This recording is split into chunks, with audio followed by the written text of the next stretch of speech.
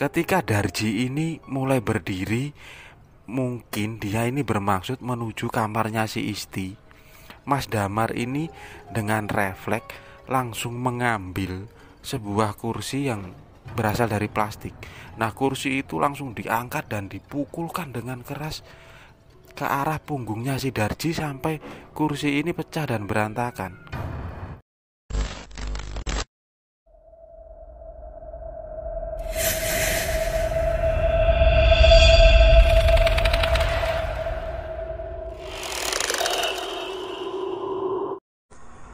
Assalamualaikum. Pernikahan merupakan sebuah kisah yang sakral. Setiap daerah pasti memiliki adat istiadat tersendiri. Sebuah kisah dari Jawa Timur, sebuah desa di pelosok kota Blitar. Seorang kenalan bernama Mas Damar.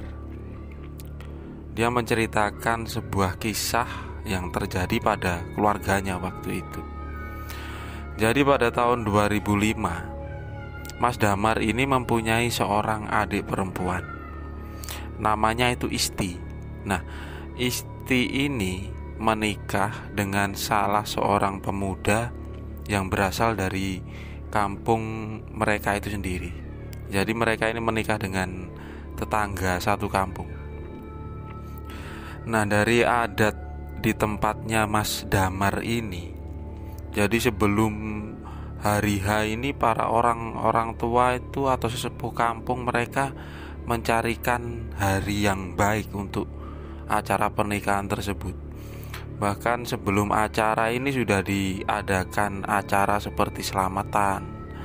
Nah, pada waktu itu 1 minggu bahkan 10 hari sebelum acara pernikahannya si Isti ini, para tetangga dan kerabatnya keluarga Mas Damar ini mereka sudah sibuk, mulai persiapan untuk masak ataupun mempersiapkan tempat yang memang di rumah sederhana itu butuh digunakan untuk panggung yang nantinya akan dipasang sebuah tenda untuk para tamu.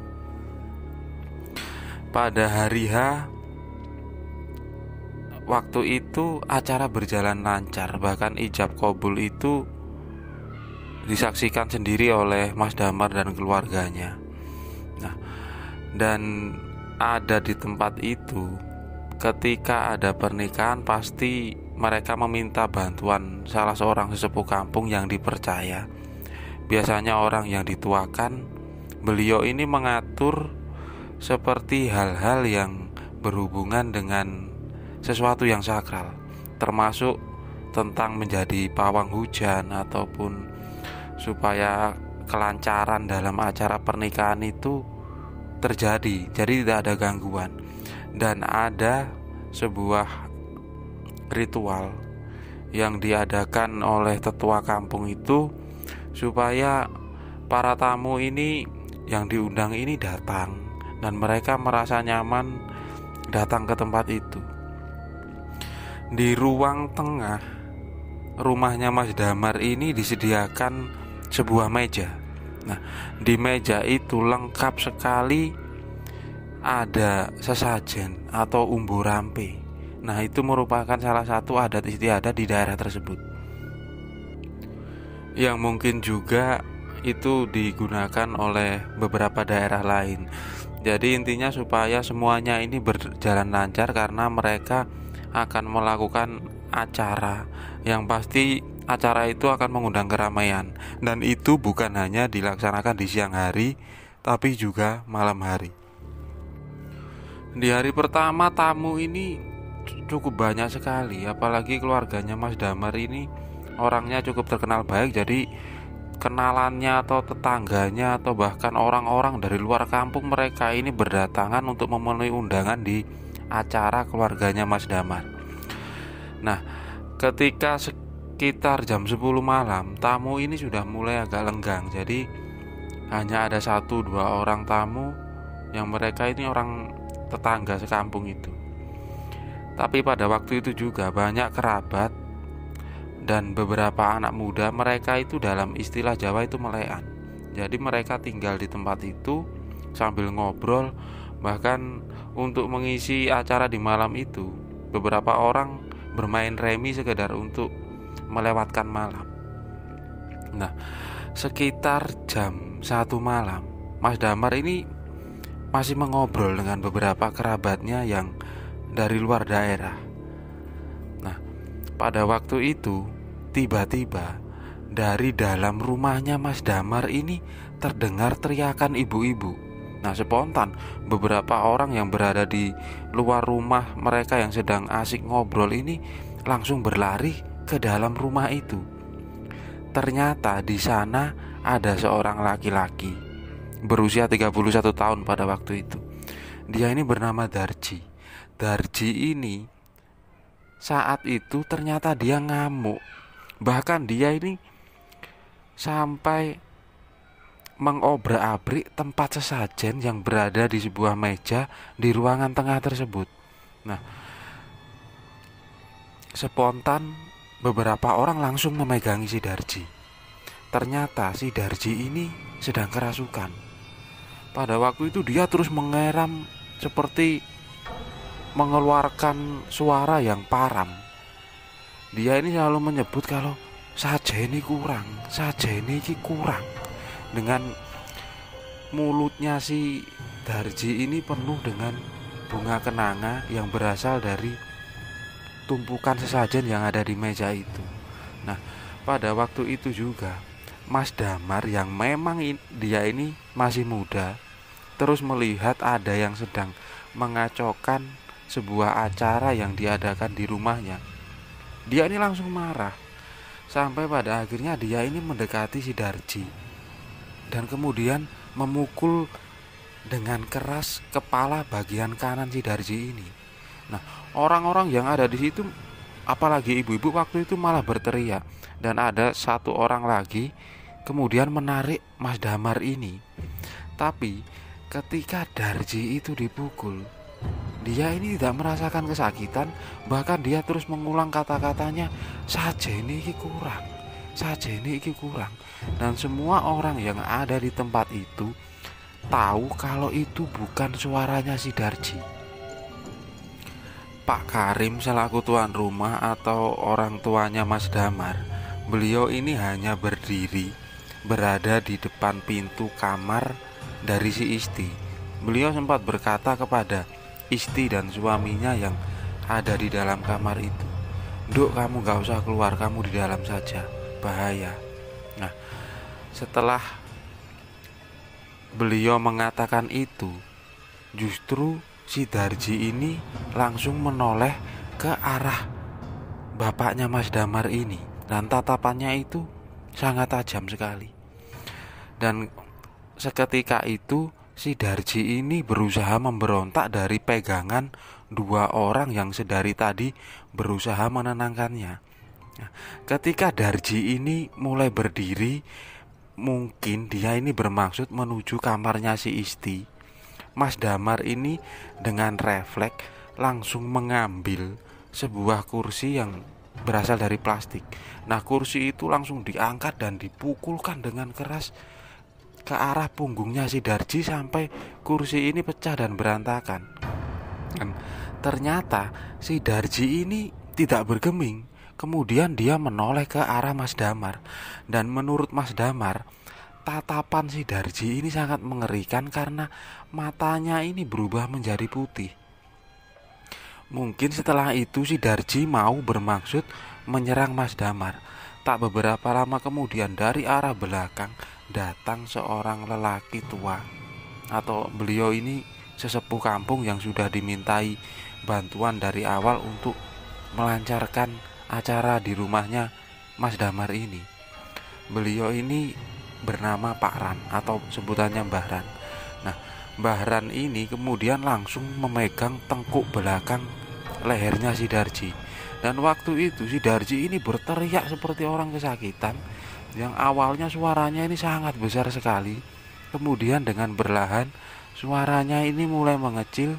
Tak lama kemudian si Darji ini langsung pingsan.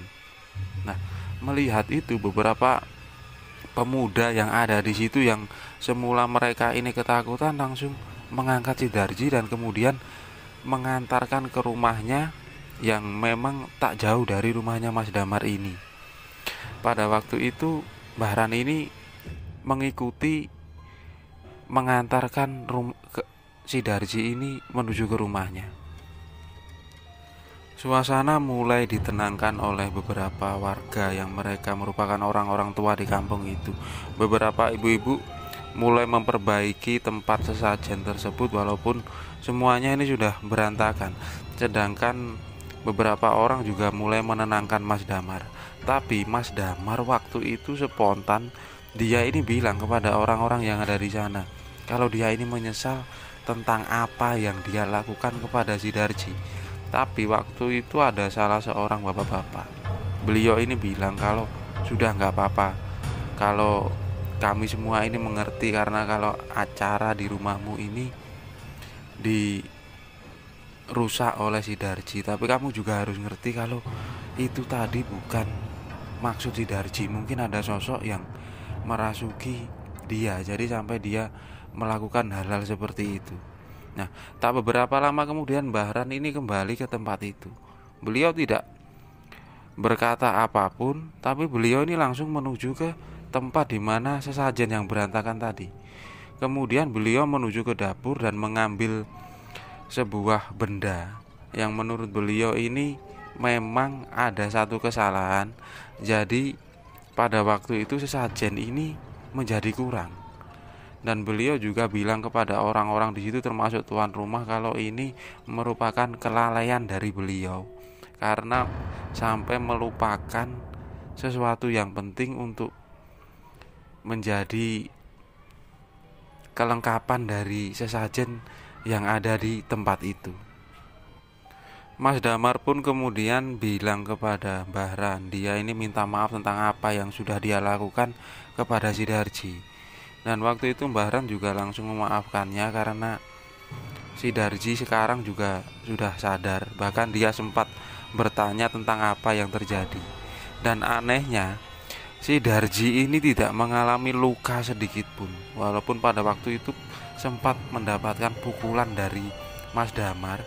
Bahkan sampai dia ini dihantam menggunakan kursi sampai kursinya ini pecah dan berantakan. Dari situ akhirnya Bahran ini bercerita tentang apa yang terjadi pada Sidarji. Walaupun semua warga di tempat itu mereka mengerti Sidarji ini memiliki sebuah kelainan, yaitu dia ini sering sekali kerasukan. Dan itu ternyata terjadi ketika pada waktu Sidarji ini masih kecil, sekitar umur 8 tahun. Sidarji ini yang baru pulang sekolah pada waktu itu berniat meminta sesuatu kepada ibunya. Nah, karena Sidarji ini sejak kecil dia ini ditinggal oleh bapaknya, jadi dia dirawat sendirian oleh ibunya. Pada waktu Darji meminta sesuatu dan ibunya ini tidak mau atau tidak mampu memberikannya, Sidarji yang masih kecil ini dia marah-marah. Kemudian dia ini tiba-tiba langsung keluar rumah tanpa pamit kepada ibunya.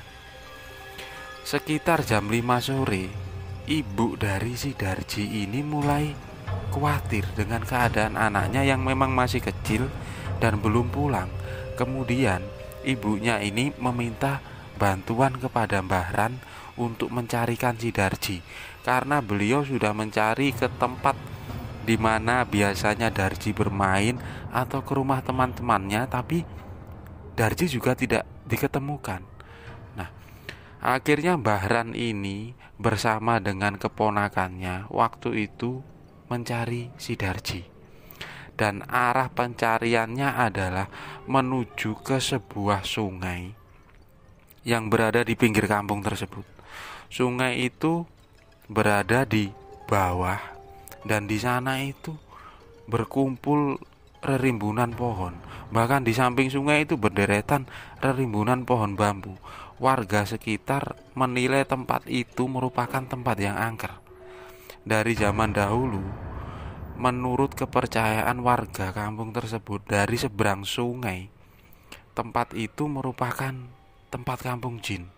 Nah, kenapa Mbah Ran waktu itu mencari ke arah di mana menurutnya Darji berada? Karena ketika mendengar cerita dari ibunya si Darji ini ketika baru pulang sekolah, dia ini marah-marah seolah-olah itu bukan dirinya.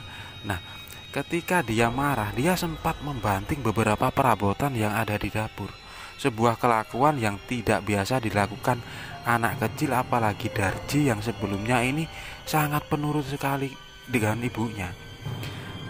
Mbah Ran waktu itu menyimpulkan kalau Darji ini seperti anak yang ketempelan. Nah, ketika Mbah Ran menuju ke tempat yang beliau maksud, awalnya beliau ini tidak melihat. Bahkan keponakannya yang diajak oleh Mbah Ran ini terus memanggil si Darji tapi tidak ada sautan.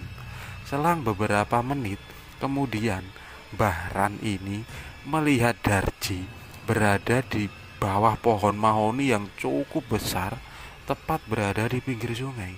Dan waktu itu Darji tanpa menggunakan baju, hanya celana pendek bekas seragam sekolahnya. Dia duduk seperti anak yang melamun dengan pandangan kosong, dan pandangannya ini menuju ke seberang sungai yang menurut kepercayaan warga di sana itu merupakan kampung jin. Tanpa berlama-lama atau berpikir panjang, Mbah Ran ini langsung mengambil dan menggendong si Darji. Dan ketika Darji digendong, dia ini tidak berbicara sepatah kata apapun, bahkan pandangannya ini seperti pandangan kosong. Sesampainya di rumah, kemudian Darji ini dimandikan oleh ibunya, setelah itu tidur. Dan setelah kejadian itu, Darji ini mengalami banyak perubahan. Mulai dari dia ini sering pendiam, dan kadang menurut cerita Mbah Ran, ibunya pernah bercerita kalau pada suatu malam Darji ini tiba-tiba tidak berada di samping ibunya. Kemudian ibunya ini mencari Darji, dan ternyata Darji ini sedang sendirian berada di luar rumah, tapi dia ini seperti mengobrol dengan seseorang. Dan itu terjadi bahkan sampai Darji ini dewasa. Dan ketika ada acara di kampung tersebut yang menurutnya kurang sesajen atau kurang ritual, maka Darji ini akan spontan datang dan dia ini mengamuk di tempat itu. Entah itu hanya sekedar untuk mengingatkan dengan caranya, atau memang Darji ini kerasukan oleh sosok penunggu yang berada di sekitar kampung itu.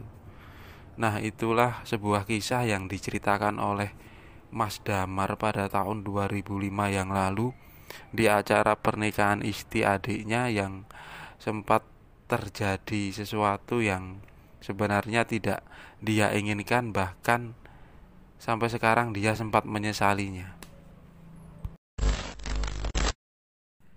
Terima kasih buat teman-teman yang sudah menonton video ini. Jika teman-teman suka, tekan tombol like. Jika tidak suka, tekan tombol dislike. Itu pun kalau tega. Komen ya, kasih masukan, atau kita berbagi cerita horor. Subscribe, share juga boleh. Terima kasih dan wassalamualaikum warahmatullahi wabarakatuh.